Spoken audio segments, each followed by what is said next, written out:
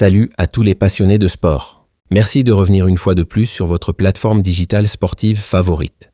Si vous êtes parmi nous pour la première fois, nous vous souhaitons la bienvenue et vous invitons à vous abonner pour faire partie de cette belle communauté. N'oubliez pas de nous faire part de vos appréciations en laissant des likes. C'est gratuit et surtout, n'hésitez pas à partager la vidéo pour toucher un plus large public. Passons maintenant aux faits. Finalement, Charles Piqué va rejoindre l'Espagnol Barcelone. Ce transfert marque une étape stratégique dans la carrière du joueur, qui intègre un club de première division espagnole, réputé pour son intensité tactique et son exigence technique. C'est désormais confirmé. Le joueur international congolais, Charles Piqué, quitte l'Italie et l'US Cremonese pour signer avec l'Espagnol Barcelone. Ce changement de championnat implique une adaptation à un style de jeu plus rapide et plus technique, typique de la Liga, contrastant avec le jeu plus physique et direct de la Série B. D'après le journaliste italien de renom Gianluca Di Marzio, expert en transfert, l'accord entre les deux équipes est finalisé. La validation par une source spécialisée comme Di Marzio renforce la crédibilité de l'information et souligne l'importance médiatique du transfert dans le marché européen. Le milieu de terrain qui a évolué en Série B la saison dernière va avoir l'opportunité d'évoluer en Liga espagnole, un championnat plus exigeant qui pourrait lui permettre de progresser dans sa carrière et d'apporter plus d'expérience à l'équipe nationale congolaise. La transition vers un championnat de niveau supérieur représente un levier de développement pour ses compétences tactiques, sa vision du jeu et sa capacité à gérer la pression dans des contextes compétitifs. C'est une belle avancée pour Piqué, qui rejoint un club emblématique en pleine phase de reconstruction et qui aspire à retrouver rapidement les sommets du football espagnol. L'intégration dans un projet de reconstruction offre aux joueurs une opportunité de s'imposer comme un élément moteur, ce qui peut accroître sa valeur marchande et son leadership sportif. C'est pour ces raisons que nous avons décidé de parler franchement afin d'inciter nos joueurs à fournir des efforts et à relever des défis plus ambitieux. L'approche directe vise à instaurer une culture de performance et de responsabilisation essentielle pour élever le niveau global du football congolais. Notre équipe n'a pas besoin de paresseux. Nous avons besoin de joueurs qui tombent et se relèvent rapidement et poursuivent le chemin. La résilience est une compétence clé dans le sport de haut niveau, souvent corrélée à la longévité de carrière et à la capacité à surmonter les périodes de méforme.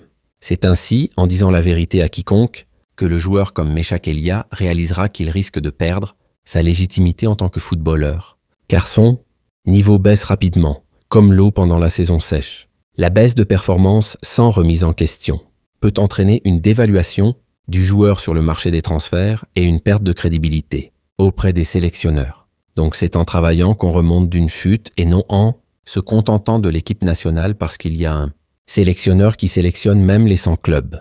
La sélection nationale ne doit pas être perçue comme une garantie automatique. Elle doit récompenser la régularité et la compétitivité en club. Si les fans congolais avaient exprimé leurs préoccupations concernant la situation de Mbemba de manière honnête, sans hypocrisie, ils n'auraient pas pris la grosse tête face aux clubs qui l'ont approché pour un contrat. L'absence de feedback constructif peut créer une distorsion de la réalité chez le joueur, menant à des décisions de carrière mal calibrées. Malheureusement, en cherchant à en faire trop, il se retrouve aujourd'hui dans une situation délicate sans savoir où aller. Les clubs qu'il avait initialement contactés ont même décidé de faire marche arrière. Une mauvaise gestion de la communication et des négociations peut entraîner une rupture de confiance avec les recruteurs et compromettre les opportunités. C'est grâce à vous, supporters congolais, qui avez toujours critiqué les médias qui essayent de dire la vérité aux joueurs et à l'entraîneur lorsque les choses ne vont pas bien. La critique des médias peut affaiblir les mécanismes de régulation et de transparence dans le football, essentiels pour maintenir une culture de responsabilité. À présent, si Mbemba n'a pas d'offre, c'est parce qu'il a privilégié l'argent au détriment de sa carrière, et cette recherche de gains financiers lui a coûté cher.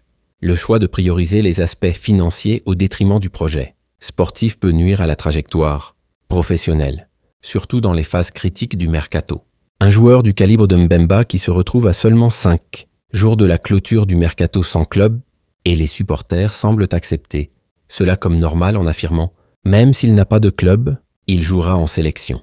L'absence de club à l'approche de la fin du mercato est un signal d'alerte sur la gestion de carrière et peut impacter la forme physique et mentale du joueur. Vous avez raison car le Congo a un entraîneur qui manque de discernement.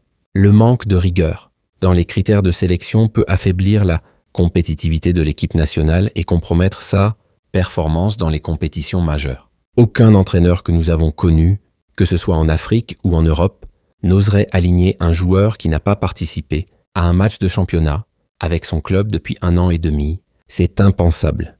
Je pèse mes mots. Les standards internationaux exigent une forme compétitive constante. L'alignement d'un joueur inactif va à l'encontre des principes de sélection fondés sur le mérite. Cependant, au Congo, nous avons tendance à tout mélanger et nous commençons à croire que le match contre le Sénégal est semblable au précédent, match joué par Mbemba avec les Léopards, sans aucune difficulté. Sous-estimer l'adversaire, surtout une équipe comme le Sénégal, revient à ignorer les dynamiques tactiques et physiques d'un match de haut niveau. Ndeko, le Sénégal, c'est vraiment le Sénégal, je vous en prie. On peut dire ce qu'on veut pour se justifier. Je ne prétends pas qu'il n'y a pas d'autres joueurs talentueux capables de mieux faire, mais croyez-moi, chers compatriotes congolais, le Sénégal reste le Sénégal. Le Sénégal est une référence continentale en matière de football, avec une structure professionnelle, une cohésion tactique et une profondeur de banc, qui exigent une préparation rigoureuse. Article enrichi avec commentaires techniques. Actuellement, il est clair que l'entraîneur aurait pu opter pour Afimiko Poululu au lieu de Meshak Elia, qui semble presque être devenu un supporter des Young Boys. Le choix d'un joueur actif et compétitif comme Poululu aurait été plus cohérent sur le plan sportif, surtout dans une logique de rendement immédiat et de forme physique optimale. Ce dernier ne jouera même pas 1 minute avec le club suisse, pas même en rêve. En fait, il n'apparaît même plus sur la feuille de match. L'absence répétée sur la feuille de match est un indicateur clair de déclassement dans la hiérarchie du club, ce qui devrait logiquement impacter sa sélection nationale. Pourtant, c'est lui qui est sélectionné pour un match comme celui contre le Sénégal, et certains supporters, dans leur ignorance, continuent d'applaudir de telles décisions absurdes. La sélection d'un joueur inactif pour une rencontre de haut niveau, contre une équipe comme le Sénégal, soulève des questions sur les critères de sélection et la rigueur du staff technique. Aujourd'hui, Mathieu Epolo a décidé de représenter l'équipe U21 belge, pensant qu'il serait convoqué chez les Léopards durant cette trêve. Le choix d'un joueur formé en Europe, titulaire en club, montre une volonté de s'investir dans un projet international, mais la non-convocation peut être perçue comme un manque de reconnaissance du mérite. Cependant, l'entraîneur a choisi de sélectionner 3 gardiens, dont 2 sont sans club et l'autre est remplaçant, alors que Mathieu Epolo est un gardien titulaire dans son équipe. La sélection de gardiens sans rythme de compétition pose un problème de fiabilité et de réactivité, surtout face à une attaque sénégalaise réputée pour sa vitesse et sa précision. Mais lorsqu'on en parle, on nous dit de laisser Desabre tranquille, car il sait ce qu'il fait. L'argument d'autorité ne doit pas remplacer l'analyse rationnelle. La transparence dans les choix techniques est essentielle pour maintenir la confiance du public et des joueurs. Merci, nous allons laisser Desabre exercer ses compétences. Cependant, n'oublions jamais que la dernière fois que nous avons laissé l'entraîneur Ibengue suivre sa méthode, nous avons encaissé 2 buts en seulement 12 minutes. Au stade des Martyrs contre la Tunisie, alors que nous menions 2-0, ce qui nous aurait mené à la qualification pour la Coupe du Monde 2018. Ce précédent illustre les conséquences d'un manque de gestion tactique en fin de match, où la maîtrise émotionnelle et les ajustements défensifs sont cruciaux. On peut plaisanter pour exercer une pression psychologique sur nos frères sénégalais, mais n'oublions jamais que cela reste le Sénégal. La préparation mentale est importante, mais elle ne doit pas masquer la réalité du niveau de l'adversaire, qui reste l'une des meilleures sélections africaines en termes de structure et de talent. Même Mbemba, qui a joué à Dakar contre le Sénégal, a eu de grandes difficultés ce jour-là sans Axel Tuanzebe. L'absence de complémentarité défensive peut exposer les failles individuelles, surtout face à une équipe qui exploite les espaces avec intelligence. Je ne sais pas combien de buts auraient pu être encaissés à cause des débordements de Nicolas Jackson, en exploitant toujours Mbemba. Les duels défensifs mal gérés contre des attaquants rapides, comme Jackson, peuvent rapidement déséquilibrer une ligne défensive, surtout si le joueur ciblé manque de rythme. Lorsque le Sénégal posera le pied à Kinshasa, il viendra avec des stratégies en tête, et Mbemba sera sans doute un joueur que les Sénégalais tenteront d'exploiter, en raison de son manque de temps de jeu. Les analyses vidéo et les ciblages tactiques sont monnaie courante à ce niveau. Un joueur en méforme devient une cible stratégique pour l'adversaire. Si quelqu'un affirme aujourd'hui que Mbemba est le même joueur qui a participé à la CAN, c'est soit qu'il ne comprend rien au football, soit qu'il fait preuve d'une grande naïveté. La performance d'un joueur est directement liée à sa condition physique et à son rythme de compétition. L'écart temporel depuis la CAN rend toute comparaison obsolète. Aux éliminatoires de la Coupe du Monde 2022, les Sénégalais ont été surpris à Dakar par l'Égypte avant de se rendre en Égypte, où ils ont réalisé l'un des plus grands braquages de l'histoire du football africain, affrontant une équipe égyptienne en pleine forme avec Mohamed Salah en Égypte s'il vous plaît. Ce match illustre la capacité du Sénégal à renverser des situations complexes grâce à une préparation tactique rigoureuse et une gestion mentale de l'événement. Ainsi, il ne suffit pas de se contenter de slogans comme « qualification ou non », car les Sénégalais sont conscients que sans obtenir un bon résultat à Kinshasa, leurs chances seront nulles. La rencontre à Kinshasa est un match pivot dans la dynamique du groupe. Elle conditionne les scénarios de qualification pour les deux équipes. Si ce mois de septembre se termine avec la RDC en tête du groupe, cela signifiera la fin des espoirs pour le Sénégal. Surtout que la RDC a encore un match à l'extérieur, contre le Togo et un autre à domicile contre le Soudan. Deux rencontres que la RDC pourrait remporter aisément, notamment en raison de sa capacité à s'imposer à l'extérieur. La RDC dispose d'un calendrier favorable en fin de parcours, ce qui renforce l'importance stratégique du match. Pour les Sénégalais, la seule option pour éviter que la RDC ne se dresse sur leur chemin est de remporter la victoire à Kinshasa. Sinon, ils n'auront d'autre choix que de suivre la Coupe du Monde à la télévision. Ils en sont bien conscients et se préparent intensément pour relever ce défi. La pression est maximale sur le Sénégal, qui doit impérativement obtenir un résultat positif pour rester dans la course, ce qui annonce un match à haute intensité. Ainsi, nous ne pouvons pas affronter l'équipe sénégalaise comme si nous affrontions une formation comme le Togo. L'approche tactique doit être adaptée à la qualité de l'adversaire. Le Sénégal exige une préparation spécifique, tant sur le plan technique que psychologique. En effet, l'équipe du Sénégal a déjà plus de 10 expériences à leur actif pour décrocher des victoires dans les stades africains à l'extérieur, ce qui explique leur participation répétée à la Coupe du Monde. Cette statistique témoigne d'une maîtrise du jeu en conditions hostiles, un facteur clé dans les qualifications africaines, où les déplacements sont souvent complexes sur le plan logistique et psychologique.